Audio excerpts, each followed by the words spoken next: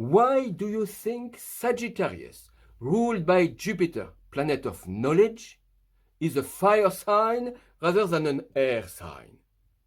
An answer is in the Bible. In the life of the patriarchs, it is often mentioned that they knew their wife as a way to mean they had sexual intercourse. This has often made me smile, but it's actually revealing. Knowledge is much more than learning intellectually. It involves active participation. With Jupiter, knowing is living. I know London because I live in London. I know love when I love. We could argue endlessly about what love is exactly, but would lovers do that? They know.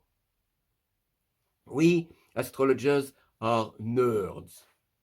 It's not wrong, but like with everything, there is a right amount. Halfway between too much and not enough.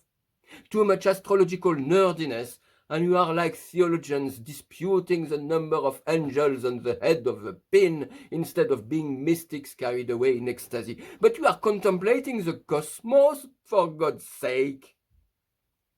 A key word for Jupiter is enthusiasm, which etymologically takes us back to a Greek word meaning being inspired or possessed by a god.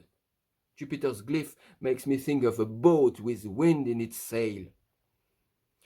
I understand, for instance, just an example, Venus in Taurus square Mars in Leo, when I'm able to conjure up these energies within myself. Venus in Taurus is a goddess of wet clay. In her embrace, the warrior gets glued to the land.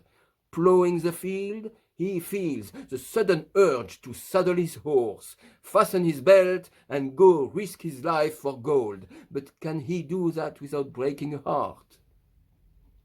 Feeling the energies rather than just thinking of them is like touching them.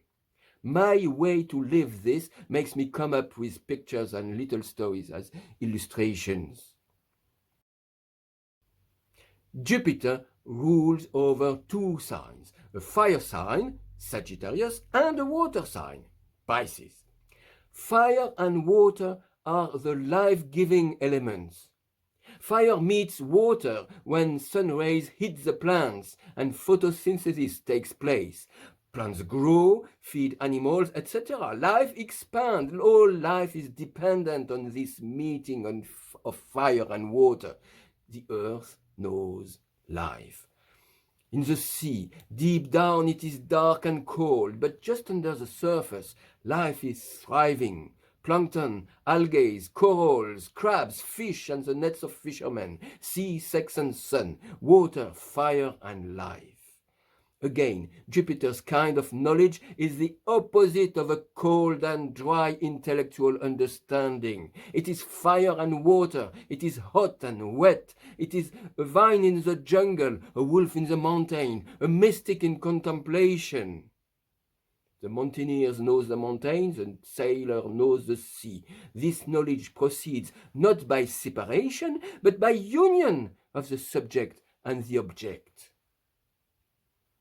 Apart from sun and moon, which function as a unit, all traditional planets rule over two signs, a masculine and diurnal one, and a feminine and nocturnal one. The rule of game is duality. Life is always breathing in and breathing out in alternance. When Jupiter is breathing in, the vibe is Pisces, and when it's breathing out, it's Sagittarius. Here is the simplest imagery I have for Jupiter. If you practice Qigong, you may hold an invisible ball of energy between your hands. You move your hands apart and the ball becomes bigger. Expansion goes simultaneously in all directions. When this happens in Sagittarius mode, the energy is young.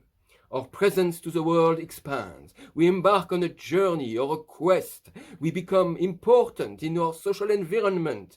our wealth increases.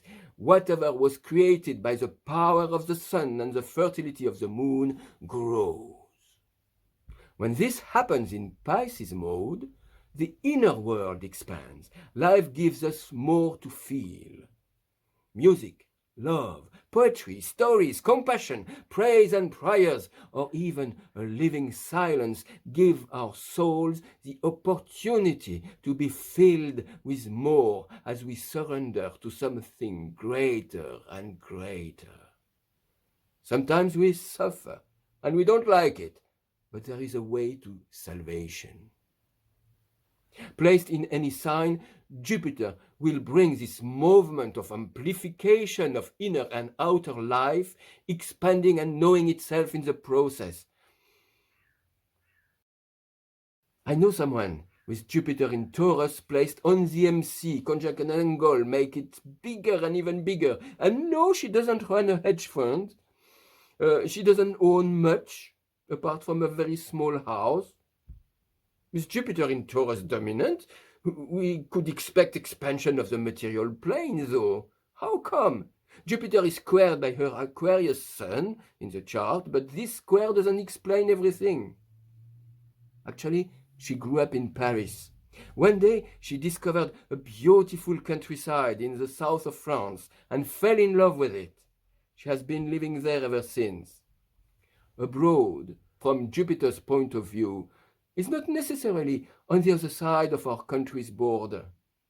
Staying put on the same spot can be a wonderful journey, knowing that you have left another world behind.